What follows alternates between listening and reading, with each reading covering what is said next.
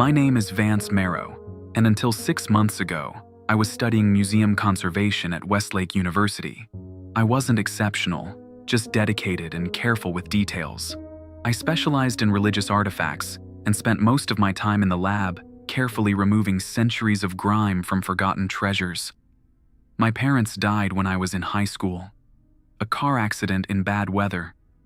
There was some money from the insurance, enough for college if I was careful, but no other family to speak of. I threw myself into my studies, finding comfort in the methodical work of restoration. There was something soothing about bringing order to damaged things, revealing the beauty hidden beneath years of neglect. My advisor, Professor Lowell, took an interest in my work. She said I had good hands, steady, patient, attentive to detail. I spent 3 years under her guidance, learning techniques for preserving everything from wooden icons to silver chalices. My specialty became identifying the correct cleaning solution for different materials, knowing exactly what would remove centuries of tarnish without harming the artifact beneath. That changed when Professor Lowell asked me to assist with a private collection. The owner, a wealthy woman named Theodora Finch, had dozens of religious items from all over the world. Some were beautiful, others plain, but all were old. I spent weekends at her estate, carefully examining and cleaning pieces that hadn't been properly cared for in decades. The item that changed my life was a small wooden box with faded carvings. It seemed unremarkable compared to the gold-plated crucifixes and jeweled prayer books in the collection. But something about it drew me in, the precision of its joinery, the way the wood had darkened with age to a deep amber color, the faint traces of paint still visible in the carved grooves. While cleaning it, I accidentally pressed a hidden panel that released a spring mechanism. A compartment opened in what I had thought was the solid bottom of the box. Inside was a tiny silver bell that made absolutely no sound when rung. Within days, odd things began happening in my apartment. The temperature would drop in specific spots. Objects would move between rooms. The sound of quiet weeping came from empty corners. I told no one, thinking I was having some kind of breakdown from overwork. Then Remy Voss showed up at my door. She was tall, with graying hair cropped short, and spoke with a faint accent I couldn't place. "You've activated something you don't understand," she said. "Now you have 2 choices. Give it to us and forget everything, or join us and learn to fix what you've started." That's how I discovered the Order of the Faithful Hand, a secret clergy that has existed for centuries.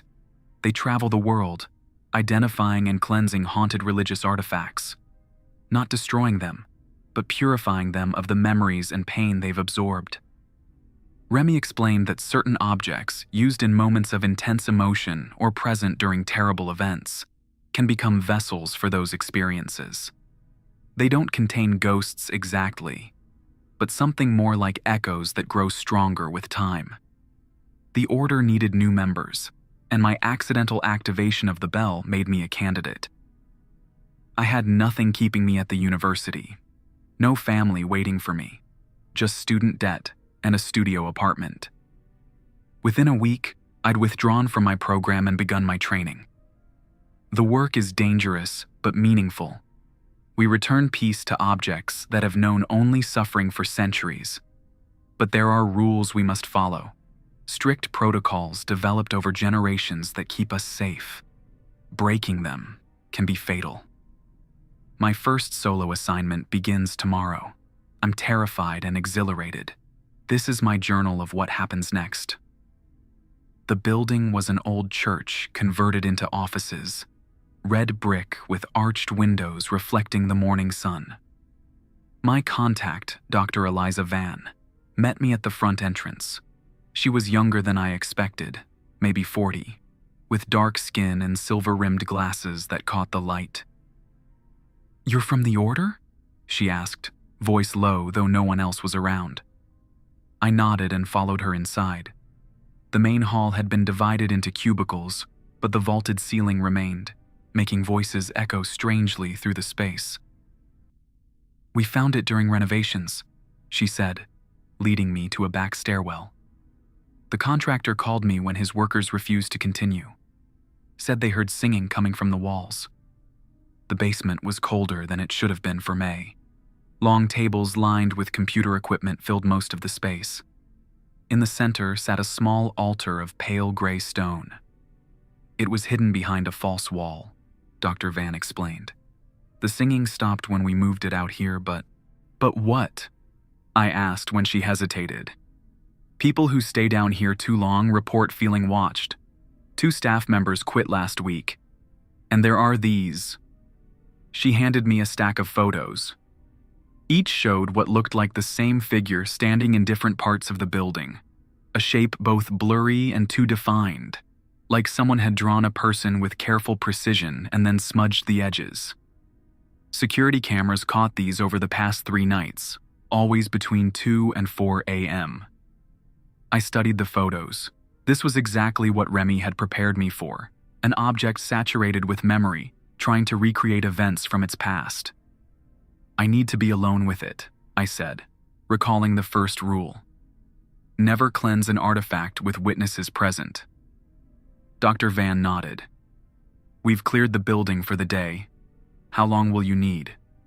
Until sunset at least. I set my bag down and pulled out the tools I'd need. White candles, a silver bowl, purified water, sage, and a thin rope of braided red thread. I'll call when it's done. She left me there with the altar. As soon as the door closed behind her, I felt the temperature drop another few degrees. I took a deep breath and reviewed the rules Remy had drilled into me. 1. Never cleanse an artifact with witnesses present. 2. Always create a boundary circle with unbroken red thread. 3. Keep purified water nearby at all times. 4. Never address any presence directly until the final stage. 5. If you hear your name called, do not respond. Simple rules, but according to Remy, they had saved countless lives over the centuries. I carefully laid out my supplies and began. First, I created a circle around the altar, using the red thread. It needed to be perfect. No gaps, no overlaps. I worked slowly, making sure every section of thread touched the next. When I completed the circle, I felt the air become heavier, like the seconds before a thunderstorm. I placed the white candles at 4 points around the circle and lit them. Their flames burned straight up without flickering, despite the drafty basement. I poured the purified water into the silver bowl and set it beside me, outside the circle. Now came the hardest part. I needed to touch the altar and open myself to whatever memories it contained. This would draw out the presence attached to it. Remy had warned that this moment was always unpredictable. I removed my gloves and placed both palms flat on the cold stone. For several moments, nothing happened. Then the stone warmed beneath my hands, not slightly, but as if it had been sitting in direct sunlight for hours. I almost pulled away, but remembered Remy's warning. Once contact is made, breaking it prematurely strengthens the attachment. The warmth spread up my arms, and with it came waves of emotion that weren't mine. Fear and desperation so intense, my vision blurred with tears. I caught fragments of memory, a young woman kneeling, dozens of candles, whispered prayers, a baby's weak cry. Then suddenly, across the room, I saw her. A woman in a long dress that seemed to shift between styles from different eras. Her face was clear one moment, then indistinct the next, like water settling after being disturbed. She watched me with sad eyes. I kept my gaze steady, but did not speak to her. Rule 4. Never address any presence directly until the final stage. The woman moved closer, stopping at the edge of my red thread circle. She looked down at it, then back to me. Her lips moved, but I couldn't hear what she said. Hours passed this way. I remained connected to the altar, absorbing the memories it held. The woman walked the perimeter of my circle, sometimes vanishing only to reappear elsewhere. Occasionally, she would reach out as if to touch me, but never cross the boundary. As sunset approached, the memories became clearer. This altar had stood in a small chapel where women came to pray for children, for fertility, for safe deliveries, for sick infants to recover. The stone had absorbed centuries of tears, of hope, of grief. The woman I saw was not one person, but a composite of hundreds who had knelt here in their darkest moments. The final stage of cleansing required me to acknowledge what I had learned and offer release. I sat back, breaking contact with the stone, and addressed the presence directly for the first time. "I see you," I said, my voice hoarse from hours of silence. "I know what this altar has witnessed, the prayers, the pain, the hope." The woman stopped pacing and faced me fully. "These memories have been honored," I continued, following the ritual phrases Remy had taught me. "They need no longer bind you to this place. What was given in faith has been received. What was lost has been mourned. What was hoped for has been acknowledged." I took the sage, lit it from one of the candles, and waved the smoke over the altar. "This stone need not bear witness anymore. The burden is lifted, the memories released." The woman's form began to waver, like heat rising from hot pavement. Her expression changed from sorrow to something resembling peace. "You are remembered," I said, completing the ritual. "But you are free." She dissolved into the air, not dramatically or suddenly, but gradually, like fog burning away in morning light. The basement felt different immediately. Still old, still cold, but without the weight of watching eyes. I sat there for a while, exhausted but satisfied. I had completed my first solo cleansing. The altar was now just stone again. I packed my supplies, broke the red thread circle, and called Dr. Van. "It's done," I said. "The building should feel normal now." "So quickly?" she asked, sounding surprised. "The order said it might take days." I checked my watch and was startled to see it was nearly 9 p.m. What had felt like hours had actually been almost 12 hours of work. "Time moves differently during a cleansing," I explained, repeating what Remy had told me. "I'll be out front in 15 minutes." I gave the basement one last look before leaving.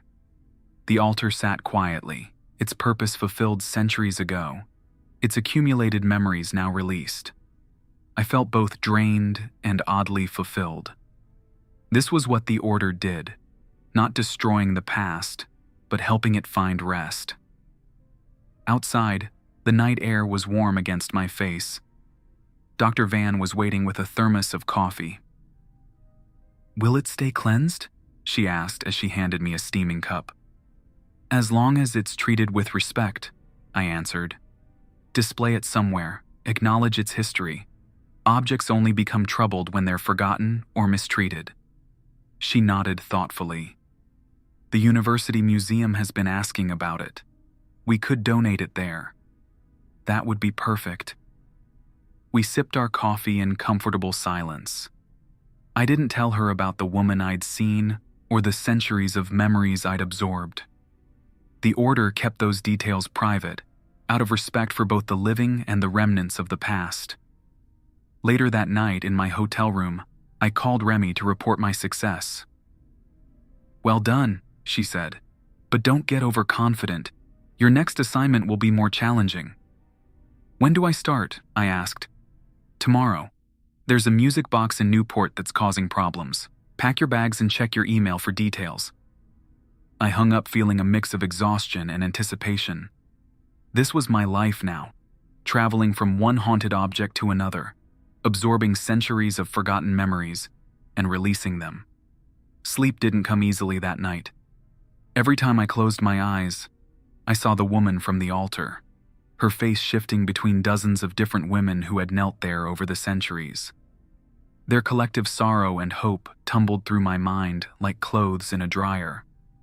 Around 3 a.m., I gave up on sleep and sat at the small desk by the window. I opened my journal and began writing down everything I could remember about the cleansing, a practice Remy had insisted was crucial. The memories will fade with time, she'd told me during training. But some fragments might stick with you. Writing helps process them. I filled 10 pages before my hand cramped. The faces, the prayers, the tears shed on that cold stone. I captured as much as I could. When I finally finished, I felt lighter somehow, as if putting the memories on paper had removed some of their weight from my mind. Outside, the sky was turning from black to deep blue. Dawn approached. I showered, packed my few belongings, and checked out of the hotel. The morning air was crisp and clean as I walked to the nearby diner for breakfast. The waitress who served me coffee had kind eyes that crinkled at the corners. "You look like you've had a long night," she said, filling my cup. "Long day yesterday," I replied. "New job. Must be a tough one." I smiled. "Important, though." She nodded and moved on to the next table. I wondered what she would think if I told her the truth. That yesterday, I'd spent hours communicating with the remnants of hundreds of women's prayers and grief. That I'd absorbed centuries of memory from a stone altar. That somewhere in my mind now lived fragments of people long dead. My phone buzzed with an email, details about Newport. The music box belonged to a wealthy family and had recently awakened after being found in their attic. Classic scenario, an object forgotten for generations suddenly brought back into use. The memories it contained had been dormant, not gone. I paid for breakfast and headed to the train station. As the landscape rolled by outside the window, I thought about how quickly my life had changed. 6 months ago, my biggest concern had been finishing my thesis on preservation techniques for wooden artifacts.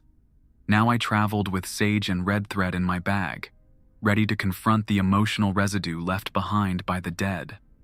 Remy had explained that what we dealt with weren't exactly ghosts, at least not as most people understood them. People leave impressions, she'd said. Intense emotion, especially during traumatic events, can be absorbed by nearby objects. Those impressions accumulate, strengthen, and eventually try to recreate the circumstances of their creation. Like psychic recordings? I'd asked. She'd frowned at the term. More like emotional fossils. Each layer preserves a moment of feeling, building up over time. Our job is to acknowledge those feelings, honor them, and then help them dissipate. The train arrived in Newport by mid-afternoon. The coastal town was beautiful, all Victorian elegance and ocean views. I took a taxi to the address I'd been given, reviewing the rules in my mind as we drove. As I drifted toward sleep that night, exhausted from my first successful cleansing, I thought about the woman by the altar and the countless others whose emotions had been trapped in that stone. We all leave marks on the world, I realized. Some just happen to leave deeper impressions than others. The Newport assignment was different from the start. Instead of a public building, I found myself standing before a massive Victorian mansion overlooking the Atlantic.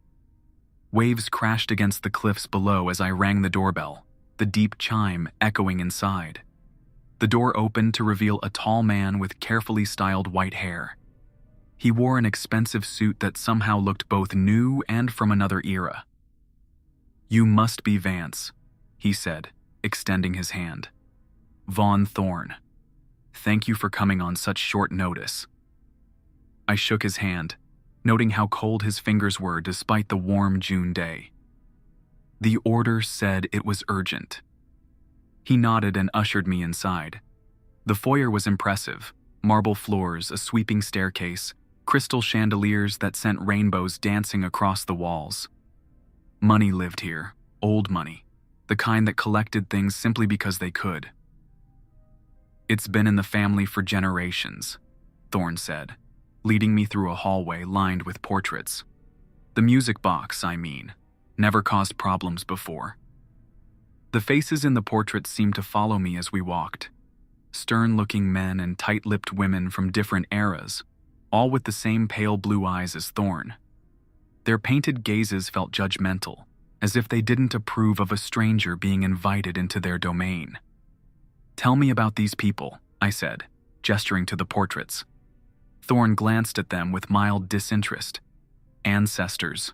The Thorn family has been in Newport since the 1700s. Shipping merchants originally, then real estate, now mostly investments and trust funds. We passed a portrait of a young woman with a softer expression than the others. Unlike the rest, she wasn't painted sitting stiffly in a chair or standing by a desk. Instead, she was outdoors, near a rose garden, her hand reaching out to touch a bloom. "And her?" I asked. Thorn's expression changed slightly, a tightening around the eyes.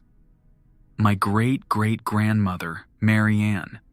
She was different from the rest of the family, more artistic." Something about his tone made me think there was more to that story. But we had reached the end of the hallway, and he gestured me toward a set of double doors. "What changed?" I asked, returning to the matter of the music box. He hesitated, then sighed. "My daughter Wren found it in the attic 3 weeks ago. She wound it up, and since then." He trailed off, glancing nervously at the second floor. "Well, you'll see." He hesitated, then sighed. "My daughter Wren found it in the attic 3 weeks ago. She wound it up, and since then." He trailed off, glancing nervously at the second floor. "Well, you'll see." He led me to a sitting room where the music box waited on a table. It was beautiful, polished maple with inlaid mother-of-pearl designs. A tiny ballerina once stood on top, but only her feet remained, broken off at the ankles. "Where is your daughter now?" I asked, remembering Rule 1. Never cleanse an artifact with witnesses present. "At her mother's for the weekend. The staff has been given 2 days off. We're alone in the house." "Perfect." I set my bag down and began unpacking my tools. "I need to know what's been happening," I said. "Exactly what changed after she wound it." Thorn paced near the window, keeping his distance from the music box. "It plays by itself, always the same song, always at 3:17 a.m. Wren started sleepwalking, ending up in different rooms with no memory of moving. And there are visitors. Visitors? People in the house. People who aren't there when you look directly at them, always glimpsed from the corner of your eye. Sometimes we hear them talking but can't make out the words." I nodded. This was textbook, an object replaying fragments of its past. "Anything else?" He hesitated again. "Yes. Names appear in the fog on the bathroom mirrors. Always the same 3. Adelaide, Jonathan, and Peter. Do those names mean anything to you?" "Nothing. I researched the family history back 5 generations and found no record of them." I finished arranging my supplies. "I'll need to work alone, Mr. Thorn. The cleansing can take hours. It's best if you leave the house entirely." He seemed relieved at the suggestion. "I'll get a room in town. Call me when it's done." He handed me a business card with his cell number. Of course.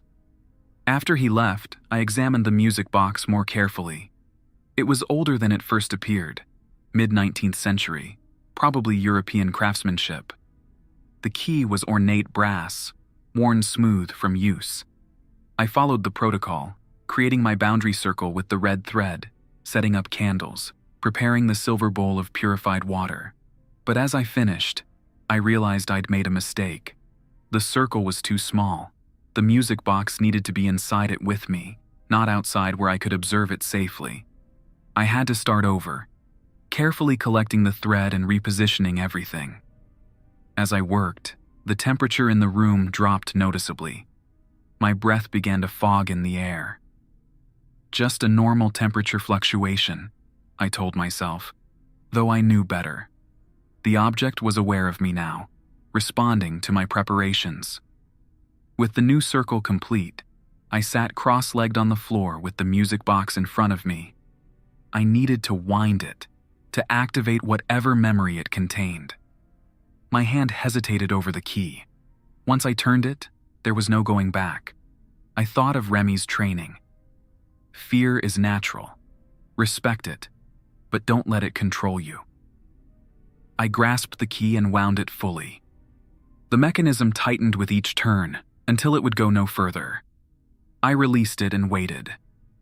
Gentle notes filled the room. A lullaby I didn't recognize, slow and sweet. The broken ballerina feet pivoted slowly as if the complete figure still danced above them. At first, nothing else happened. Then a child laughed somewhere in the house. It was distant, coming from upstairs, the sound of pure joy. Little footsteps pattered across the ceiling, moving from room to room. Another laugh, then another, different from the first. 2 children playing. I remained still, following Rule 4. Never address any presence directly until the final stage. This was just the beginning, the artifact warming up, replaying the happier memories first. The lullaby continued, repeating its cycle as the key slowly unwound. When it finally stopped, the footsteps and laughter ceased too.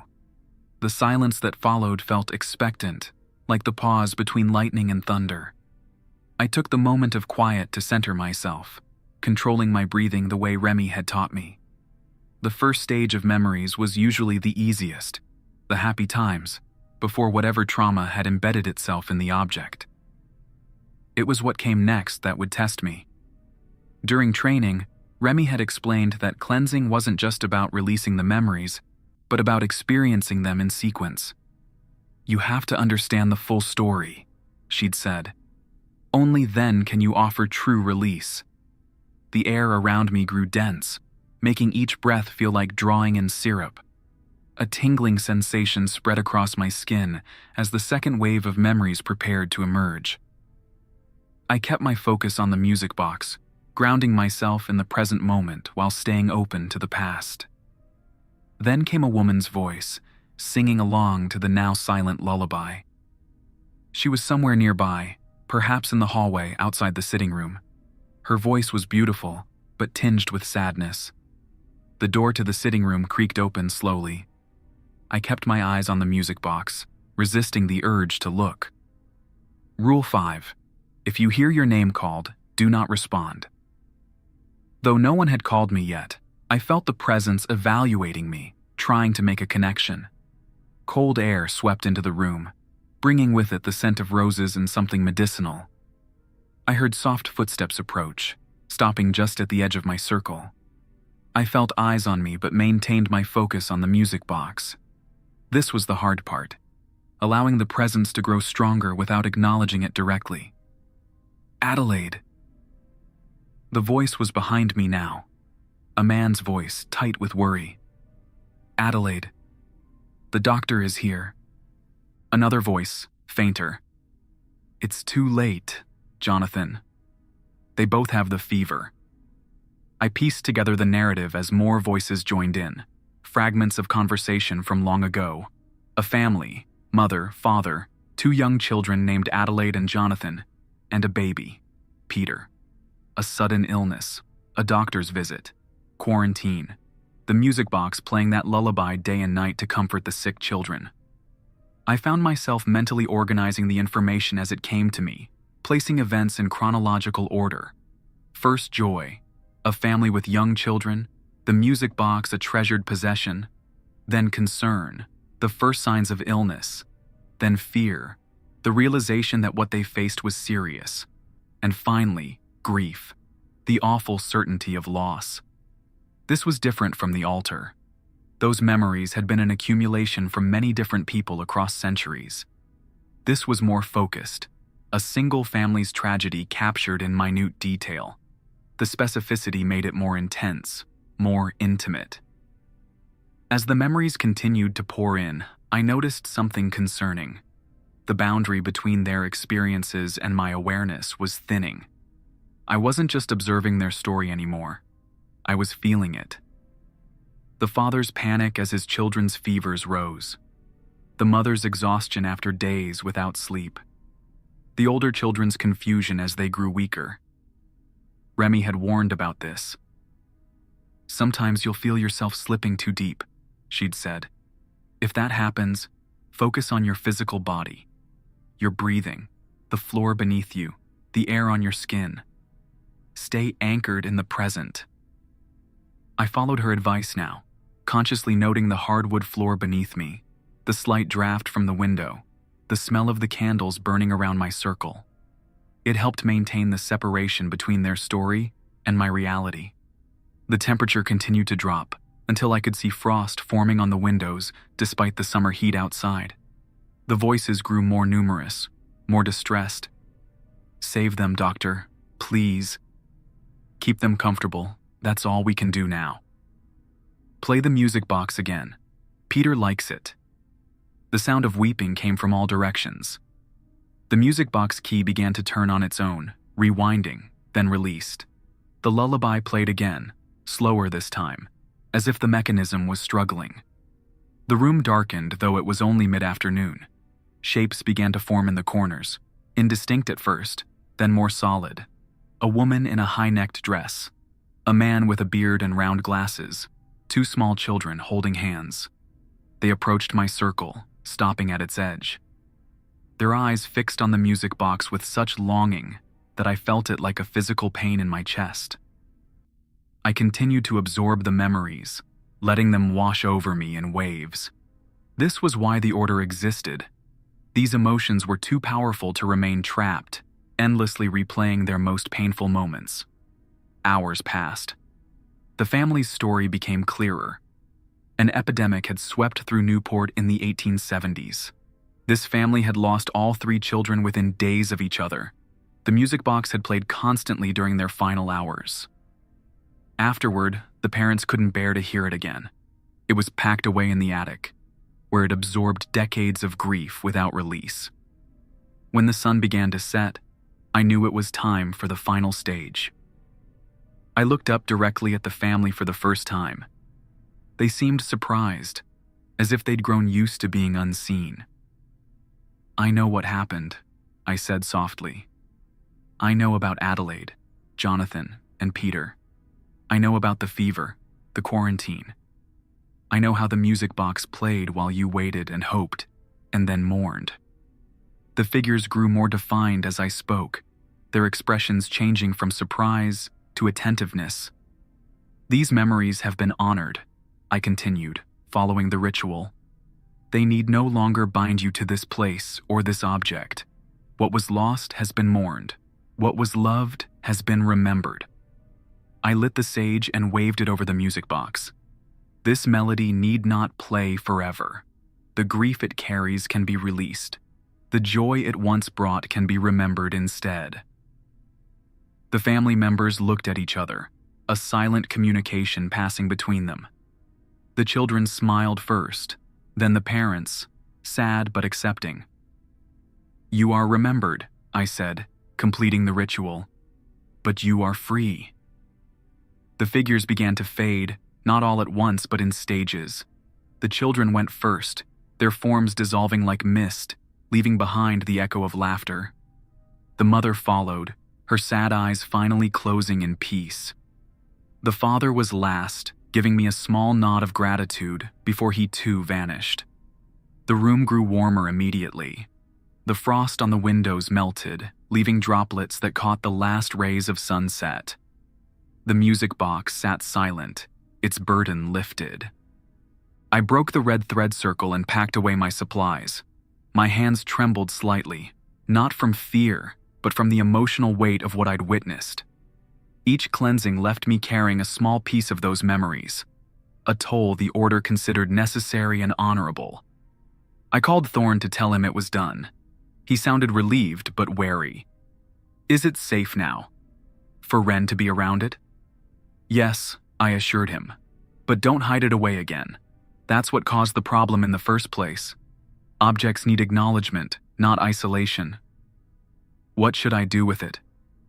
"Display it somewhere, wind it occasionally.